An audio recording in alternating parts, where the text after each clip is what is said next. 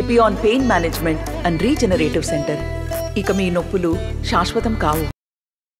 చంద్రగిరి నియోజకవర్గం నుంచి పెద్దలు నాని గారు పోటీ చేస్తున్నారు. నేను నిన్ననే నామినేషన్ వేసి నా ఆనవాయితీ ప్రకారం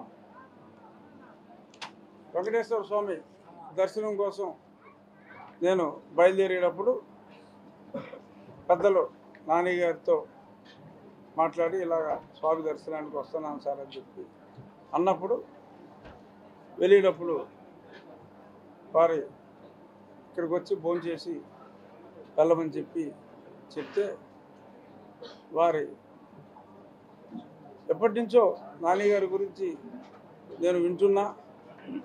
తిరుపతిలో రైతు సదస్సు అప్పుడు ఫస్ట్ టైం నాని గారిని కలిసా, ఆ తర్వాత చాలాసార్లు కలిశాను. ఇటువంటి మంచి వ్యక్తి, ఉన్నత వ్యక్తి ఇక్కడ తిరుపతి చుట్టూ అల్లుకొని ఉన్న చంద్రగిరి నుంచి మరి పోటీ చేస్తాం. మరి చంద్రగిరి ఈ ప్రాంతాన్ని అంతా ప్రస్తుతం కొందరు చందనగిరిగా మార్చారు, రెడ్ చందనగిరిగా. అందరూ సంతోషించాలి అంటే మరి ఇటువంటి గొప్ప వ్యక్తిని ఈసారి తప్పకుండా ఎమ్మెల్యేగా, ఎందుకంటే ఎన్నికల్లో నెగ్గాలంటే మనం చూడవలసింది మంచితనం. దురదృష్టవశాత్తు కొందరు ధనాన్ని చూస్తున్నారు. నాని గారి మంచితనాన్ని చూసి మరి ఇక్కడ చంద్రగిరి ప్రజలు చంద్రబాబు నాయుడు గారి నాకు రాజకీయంగా మరి గత 4 రోజులుగా బీభత్సమైన ఒడిదుడుకులు వచ్చినప్పుడు మరి నన్ను ఎవడైతే నా సీట్ రాకుండా ప్రభావితం చేయగలిగాడో వాడి అనుచరుల ముందు కూడా నన్ను తలెత్తుకునేలాగా చేసింది ఇదే చంద్రగిరి నివాసి ఒరిజినల్గా శ్రీ నారా చంద్రబాబు నాయుడు గారు. అటువంటి మహానుభావుడు పుట్టిన ఈ నియోజకవర్గ బాధ్యతలన్నీ కూడా మరి నాని గారికి అప్పచెప్పారు అంటే మరి ఆయన ఎంత గొప్ప వ్యక్తి కాకపోతే మరి ఆయన సొంత ప్రదేశాన్ని నాని గారికి ఇస్తారు. సో నాని గారిని, చంద్రబాబు నాయుడు గారిని ఎటువంటి మెజారిటీతో ఇన్నాళ్ళు కుప్పం ప్రజలు గెలిపించుకుంటున్నారు. మరి నాని గారిని కూడా చంద్రగిరి ప్రజలు అంతే ఆదరణతో, అంతకు మించిన ఆదరణ అంటే బాగోదు కాబట్టి అని అంటలా, అంతే ఆదరణతో నాని గారిని గెలిపించుకోవాల్సిన ఆవశ్యకత ఉంది. ఆ భగవంతుడి చల్లని దీవెనలతో నాని గారు అద్భుతమైన విజయాన్ని సాధించాలని మనస్ఫూర్తిగా కోరుకుంటూ ఇక ఈ దుర్మార్గుడి విషయానికి వెళ్ళిపోం. మనం చూసాం, ఒక వారం అయింది అనుకుంటా, విజయవాడ అజిత్ సింగ్ నగర్లో మరి ఆయన అక్కడికి రావటం, అదే సమయానికి కరెంటు తీసేయటం, మరి ఎందుకనో ఎప్పుడు నిటారుగా నుంచి సెక్యూరిటీ కిందకి వంగుంటాం. మరి అప్పుడు మరీ నెలల బాలుడు కాదు కానీ ఒక 14 సంవత్సరాల బాలుడు ఒక రాయి విసిరాట, కంకర రాయి. మరి ఆ కంకర రాయి ముందుగా ప్రస్తుత ముఖ్యమంత్రి ఎక్కడున్నాడో వెతికి మరి ఆ ముఖ్యమంత్రి గారిని లైట్గా గాయపరిచి, ఆ తర్వాత మరి అది సెంట్రల్ నియోజకవర్గం అనుకుంటా విజయవాడ, ఈ ఎమ్మెల్యే ఎక్కడున్నాడు అని చెప్పి వెతికి మళ్ళీ ఎమ్మెల్యే కంట్లో, ఏ కంట్లో తగిలిందో ఎమ్మెల్యేకే తెలియదు ఇప్పటికీ కూడా. ఒకరోజు ఈ కన్నుకు, ఒకరోజు ఈ కన్నుకు వేస్తున్నా అంటాను. సో ఎమ్మెల్యే గారి కన్నుకు తగిలి ఆ రాయి, ఆ దేవతా రాయి మాయమైపోయింది లేకుండా. ఇప్పటికీ ఆ రాయి ఆచూకీ దొరకలా. హత్యా ప్రయత్నం చేశారు అని చెప్పారు. ఎందుకంటే హత్యలు చేయడానికి బంధువులు ఎవరో దగ్గరలో లేరు, వెళ్ళిపోయారు. కాబట్టి ఈయన మీద మళ్ళీ హత్యా ప్రయత్నం ఏదైనా ఆపరేషన్ దుర్యోధన సినిమాలో లాగా స్పాట్లు చూసుకుని కొంచెం సీరియస్గా చేస్తుంటే బాగుండేది. మరి చిన్న ఘాటు కూడా కాదు, గీత. ఆ గీతకి జరిగిన శస్త్రచికిత్స చూసాం. ఎంతమంది డాక్టర్లు, ఎంతమంది నర్సులు నవ్వుతూ ఫోటోలు దిగారు. ఆయన కూడా చిన్న పట్టీతో, అంటే ఆల్మోస్ట్ ట్రాన్స్పరెంట్గా ఉండే పట్టీతో బయటకు వచ్చారు. రోజు రోజుకి పట్టీ సైజు పెరుగుతుంది మనం చూసాం. కంటికి ఎంత పెద్ద చికిత్స చేసినా కూడా 2 రోజుల్లో అసలు ఏమీ ఉంటుందా, ఏదో డ్రాప్స్ వేసుకోమంటారు అంతే. కంటికి గాయమైన రోజంతా బాగానే ఉన్నాడు. ఆ నెక్స్ట్ డే నుంచి ఎమ్మెల్యే గారు పెద్ద, అంటే ఎన్నికల్లో ఇదంతా ఎందుకు చెప్తున్నానంటే, రాబోయే ఎన్నికల్లో జగన్మోహన్ రెడ్డి పార్టీ అతి దారుణమైన పరాజయానికి దగ్గరలో ఉంది కాబట్టి ఈ సానుభూతి డ్రామాలు ఆడుతున్నారు. ఎమ్మెల్యేకి ముందు తెలియదు అనుకుంటా ఈ సానుభూతి డ్రామా. నాకు టైట్గా ఉంది. ఆయన ఆడుతున్న డ్రామాలో నేను ఎందుకు పాలు పంచుకోకూడదని ఈయన కూడా ఆ డ్రామాలో భాగస్వామిగా యాక్ట్ చేస్తూ, ఏదో మనం సరదాగా చెప్పుకోవాలంటే నువ్వు ఎంత యాక్ట్ చేసినా నాగార్జున నీకు అవార్డు ఇవ్వడరా అని చెప్పినా కూడా వినకుండా ఈయన యాక్ట్ చేస్తున్నాడు ఎమ్మెల్యే గారు. సరే, జగన్మోహన్ రెడ్డి గారు అయితే ఆయన నా మీద హత్యా ప్రయత్నం అని ఆయన చెప్పాలని చూశారు. కానీ ఇది కోడికత్తిలాగా ఎవరో నమ్మలా, ఇది వీగిపోయింది. మా గోదావరి జిల్లాలకి గత 5 రోజులుగా ఆయన పర్యటిస్తున్నారు. ఎంత డబ్బు ఖర్చు పెట్టినా ఒక్కడంటే ఒక్కడే. మా భీమవరం మీటింగ్కి 978 బస్సులు వచ్చాయి బయటూరు నుంచి. ఆ 978 బస్సుల్లో వచ్చిన వాళ్ళతో కలిపి 6 నుంచి 7 వేల మంది కన్నా ఆ మీటింగ్లో లేరు. అంటే బస్సులో బస్సు డ్రైవరు క్లీనర్నే తీస్తే బస్సుకి 10 మంది కూడా రాలా. అంటే బస్సులో 10 మంది వచ్చుంటే మా భీమవరం కూడా ఒకరు కూడా వెళ్ళా అని అనుకోవాలి. అదే పరిస్థితి మా గోదావరి జిల్లాలో ఇప్పుడు విశాఖపట్నం, ఈ అనకాపల్లి, భీమిలి ఎక్కడికి వెళ్ళినా కూడా ఆ బస్సు ఒకటే వెళ్తుంది. ఎంతమందిని బతిమాలినా కూడా ఎవడూ రావట్లేదు. దీన్ని బట్టి స్పష్టంగా అర్థమైంది ఏంటంటే, ఒక అతిపెద్ద విజయాన్ని చంద్రబాబు నాయుడు గారికి, పవన్ కళ్యాణ్ గారికి, వారి కూటమికి, ఎందుకంటే నాయకత్వం చంద్రబాబు నాయుడు గారి. సో చంద్రబాబు నాయుడు గారి నాయకత్వానికి ప్రజలు బ్రహ్మరథం పడుతున్నారు అనటానికి నిదర్శనం జగన్మోహన్ రెడ్డి గారి సమావేశాలకి. ఒక్కడంటే, అంటే తెచ్చుకున్న వాళ్ళు ఉంటారు అనుకోండి కొద్దిమంది, బట్ జనరల్గా ఈ పొలిటికల్ పరిభాషలో చూడాలంటే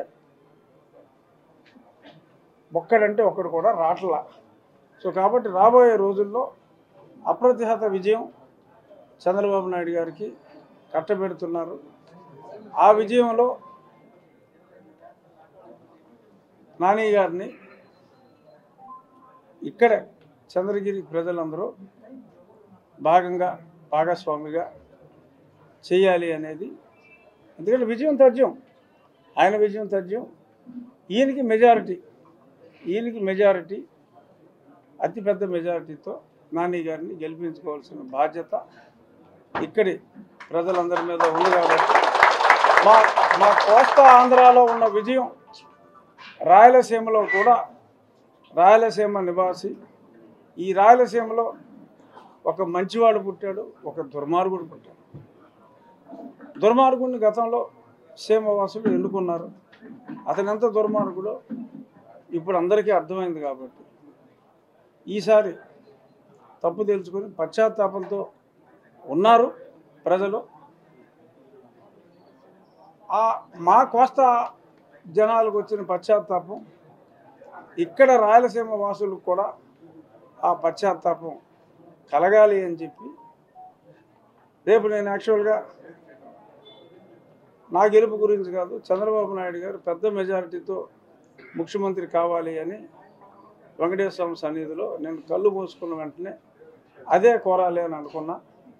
నేను ఇప్పుడు ఖచ్చితంగా చంద్రబాబు నాయుడు గారితో పాటు మా నాని గారు మంచి మెజారిటీతో నెగ్గాలి అని చెప్పి నేను మనస్ఫూర్తిగా కోరుకుంటా. ఈ డ్రామాలు ప్రజలందరికీ అర్థమైపోయింది కాబట్టి ఇంకా గత 4 సంవత్సరాలుగా అతను చేస్తున్న డ్రామాలు, అతను అమ్ముతున్న లిక్కరు, ఎస్పెషల్గా ఇప్పుడు చెప్పుకోవాల్సింది మనం అందరం కూడా ప్రజలందరికీ తెలియజేయవలసింది, సరే 10 లక్షల కోట్లు అప్పు చేశాడు, 2 లక్షల కోట్లు పంచాను అంటున్నాడు. నిజంగా పంచారో లేదో తెలియదు. ఒకవేళ నిజంగా 2 లక్షల కోట్లు పంచారు అనుకున్నా కూడా కొత్తగా తీసుకొచ్చిన ఈ ల్యాండ్ టైటిలింగ్ యాక్ట్ వాళ్ళ ఆస్తి వాళ్ళ దగ్గర ఉంటుందన్న నమ్మకం లేదు. లిటిగేషన్ పెట్టి ఎవడైనా కూడా బలవంతుడైన వాడు జగన్మోహన్ రెడ్డి సన్నిహితులు కూడా అవకాశం ఎందుకు ఇస్తాడో అతనే తీసుకుంటాడేమో తెలియదు. ఏ ప్రాపర్టీకైనా లిటిగేషన్ క్రియేట్ చేసి రెవెన్యూ ఆఫీసర్లను మేనేజ్ చేసి కోర్టులకు వెళ్ళడానికి లేదు, ఓన్లీ హైకోర్టుకి వెళ్ళాలి. మన జీవితకాలం సరిపోదు. సో కాబట్టి ఈ ప్రజల ఆస్తులకి రక్షకుడిగా ఉండవలసిన వాడు ప్రజల ఆస్తుల్ని భక్షించడానికి చేస్తున్న ఈ ప్రయత్నం అది ఆపాలి అంటే ప్రతి ఒక్కరూ కూడా ఆ ఓటు హక్కుని ఉపయోగించి ఓటు అనే ఆయుధంతోనే ఈ జగన్మోహన్ రెడ్డి అకృత్యాలకి కంటిన్యూస్గా స్క్రీన్ మూసేయడానికి అందరికీ వచ్చిన అవకాశాన్ని వినియోగించుకొని దయచేసి ఈ దుర్మార్గుడికి, అతను ఎంత దుర్మార్గుడో ప్రత్యక్షంగా నాకు తెలుసు. నన్ను రాజద్రోహం కేసు పెట్టి తీసుకెళ్ళి ముందు అతనే కొట్టాలనుకున్నాను. నా కళ్ళ గంతలు కట్టి ఇంటికి తీసుకొచ్చేస్తే నేనే కొట్టేస్తానని చెప్తే ఆ పోలీస్ అధికారి ఎందుకు సార్ నేను కొట్టి మీకు చూపిస్తాను కదా అని చెప్పి అదంతా ఆ వీడియోలో కూడా చూపెట్టడం జరిగింది. తర్వాత నాకు పోలీసు వారి ద్వారానే నాకు అందిన సమాచారం ఫినిష్ ఆఫ్ అని చెప్పాడు చివరిలో. అంటే చంపేయమని చెప్తే ఒక ఎంపీని చంపేస్తే లేనిపోని కేసు ఆ పోలీసుల మీద పడుతుందని చెప్పి వాళ్ళు చంపడానికి భయపడి చర్చేలా కొట్టి అంతా అరికాళ్ళ మీద వదిలేశారు. అప్పటికే నాకు 4 నెలలు అయింది హార్ట్ సర్జరీ అయ్యి. పోతాను అనుకున్నారు. వెంకటేశ్వర స్వామి దయతో అది కూడా నా పుట్టినరోజు నాడు నేను అనుకున్నా ఒక స్టేజ్లో, ఒరే నీ పుట్టినరోజు నువ్వు చచ్చిన రోజు ఒకటే అయిందా, నేను బతికా, ఇప్పుడు వాడిని ఓడించడానికే నేను బతికా, వాడిని ఓడించే వరకు నిద్రాహార అఫ్కోర్స్ ఆహారం తినకపోతే ఇంత లావుగా ఉన్నాం అనుకోండి, బట్ జనరల్గా చెప్తున్నా అహర్నిశలో అతని ఓటమి ఎందుకు అంటే నా వ్యక్తిగత కక్ష కోసం కాదు. ఒక ఎంపీనే ఇంత దారుణంగా ఎలిమినేట్ చేయి చంపేయి అన్నాడంటే ఇటువంటి దుర్మార్గుడు ఈ రాష్ట్ర ముఖ్యమంత్రిగా ఉంటే రాష్ట్ర ప్రజలకి ఎంత అరిష్టం జరుగుతుంది అనేదాన్ని 10 మందికి చెప్పి ఒక దుర్మార్గుణ్ణి పదవీచ్యుతుణ్ణి చేసి మరి ఒక ఉచ్చులో పడి తప్పు చేసిన ప్రజలు మళ్ళీ ఈ అస్తవ్యస్తం అయిపోయిన ఈ రాష్ట్ర ఆర్థిక వ్యవస్థ కానీ, సామాజిక వ్యవస్థ కానీ, విద్యా వ్యవస్థ కానీ అన్ని రకాలుగా కూడా అధోగతి పాలైన ఈ వ్యవస్థని సరిచేయగలిగిన ఒకే ఒక్కడు చంద్రబాబు నాయుడు. అటువంటి మహానుభావుడికి నాన్నగారు కానీ మేమందరం కూడా సైనికుల్లాగా ఉండి మళ్ళీ రాష్ట్రాన్ని పునర్నిర్మించుకోవటంలో ఆయన మార్గదర్శకత్వంలో మేమందరం కూడా కలిసి పనిచేసి మళ్ళీ ఇటుగా పేర్చుకొని కట్టుకోవాల్సిన అవసరం ఉంది. అది చేయగలిగిన సమర్థుడు ఆయన. మొన్న 74వ పుట్టినరోజు నుంచి 74వ సంవత్సరం నుంచి 75వ సంవత్సరానికి వచ్చారు. వచ్చిన తర్వాత ఎవరైనా సాధారణంగా 60 ఏళ్ళకే రిటైర్ అవుతారు. ఈయన 75వ ఏట తీసుకున్న నిర్ణయం ఏంటంటే రోజుకు 2 మీటింగులు చేస్తున్నాను, ఇక నుంచి 3 మీటింగులు చేస్తానని చెప్పి ఆయన 3 మీటింగులు ఈ మండు టెండల్లో 5 నిమిషాలు మనం ఇక్కడ ఉంటే చెమటలు ఎలా ఉన్నాయి, ఆయన ఎండ కూడా లెక్క చేయకుండా ఆయన ఆ వయసులో రోజుకి ఒక రోడ్ షో చేసి ఒక రోజు రెస్ట్ తీసుకునేవాడు కుర్రోడా. రోజుకి 3 మీటింగులు పెట్టి వ్యక్తి కుషిలోడని చెప్పి అతను మాట్లాడుతున్నాడు. ఎవరు కుర్రవాడు, ఎవరు ముసలి వాళ్ళు అనేది ఇతని మీటింగు ఆయన మీటింగు చూస్తున్న ప్రజలకు కూడా చాలా స్పష్టంగా అర్థమైంది. Age is only A number. ఈ వయసులో కూడా అవిశ్రాంతంగా ప్రజల కోసం ఆయనకేముంది, ఆయన జీవితం వడ్డించిన విస్తరు హ్యాపీగా ఉండొచ్చు, మనవాడితో ఆడుకుంటూ ఉండొచ్చు. అయినప్పటికీ కూడా 4 కోట్ల మంది అంటే ఓటర్లు 4 కోట్లు, 5 కోట్ల మంది ప్రజలు, 5 కోట్ల మంది ఈ ఆంధ్రప్రదేశ్ ప్రజల కోసం ఆయన ఇతని బాధ వదలాలి అంటే కొన్ని పొత్తులు రాజకీయంగా ఇబ్బంది అయినప్పటికీ కూడా ఆయన పొత్తులతో ముందుకెళ్ళి రాష్ట్ర ప్రజలకి మంచి జరగాలని చెప్పి ఆయన చేస్తున్నారు. ఆయన శ్రమ ఖచ్చితంగా ఫలిస్తుంది. రాయలసీమలో ప్రజలు మా ప్రజలు బాగా మేల్కొన్నారు. రాయలసీమ ప్రజల్ని కొంత జాగృతి చేయాలంటే మీడియా సహకారం కూడా అవసరం. మెజారిటీ మీడియా అర్థం చేసుకున్నారు. 2-3 బ్లూ ఛానల్స్ తప్ప, బ్లూ ఛానల్స్ పేర్లు అనవసరం.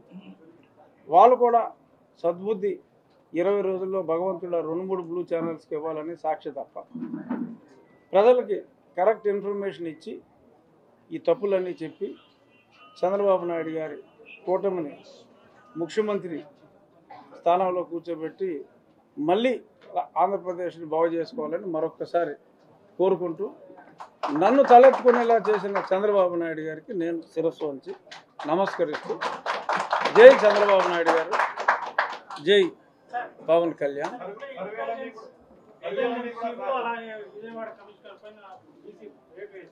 వేసిందా? సారీ, సిఎస్ వేయలేదా ఇంకా?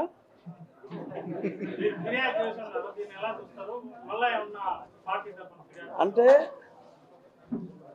యాక్చువల్గా టీజీపీని తీసేయడానికి ఎటువంటి కంప్లైంట్ అక్కర్లా. ఒక ఇన్ఛార్జ్ డీజీపీగా ఉన్న వ్యక్తి ఎలక్షన్ కోడ్ ఉన్నప్పుడు ఆ పదవికి ఆయన అనర్హుడు. ఇది నేను ఎప్పుడో 2 నెలల క్రితమే నేను ఈ కంప్లైంట్ ఇచ్చినప్పుడు నువ్వు ఈ కంప్లైంట్ ఇవ్వాల్సిన అవసరం లేదు, ఈలోపు ఫుల్ టైం వాళ్ళు అపాయింట్ చేయకపోతే ఆటోమేటిక్గా మేమే తీసేస్తామని చెప్పి ఎన్నికల కమిషన్లో నాకు చెప్పారు. మరి అయినప్పటికీ కూడా ఏముంది, ఊరికే 9 మంది ఎస్పీలు తీసేస్తే అతనికంటే గనులు మళ్ళీ వేసారని చెప్పి చూసాం ప్రముఖ దినపత్రికలో. ఆ దినపత్రికకే వార్నింగ్ ఇచ్చారు చీఫ్ సెక్రటరీ గారు. సో ఇప్పుడు దాకా వెంకటరామరెడ్డిని తీసేసో ఏది ఉద్యోగస్తుల సంఘం ఏమవుద్దండి, వెంకటరామరెడ్డిని తీసేస్తే వాటి వలన ఉపయోగం లేదు. ప్రజల ప్రాణాలని లాస్ట్ మంత్ 1వ తారీఖు వాలంటీర్లని ఇవ్వద్దని చెప్పి, సరే కోర్టు చెప్పిన మాట వాస్తవం, బట్ ఏమని చెప్పింది, సెక్రటేరియల్ స్టాఫ్ని వాడొద్దని చెప్పలేదుగా. 1,25,000 మంది సెక్రటేరియల్ స్టాఫ్ ఉన్నారు. సరే వృద్ధులకు ఎలాగో ఇంటికి వెళ్ళి ఇస్తున్నారు, అంటే బాగా కొంచెం అంగవైకల్యం ఉన్నవారికి ఒక 50 లక్షలు పింఛన్లు ఇవ్వాలి. 1,25,000 మంది సెక్రటేరియల్ స్టాఫ్ ఉన్నారు. చెప్పాలి అంటే వాళ్ళకి కొద్దిగా పని ఉందేమో తప్ప పెద్దగా పని లేదు.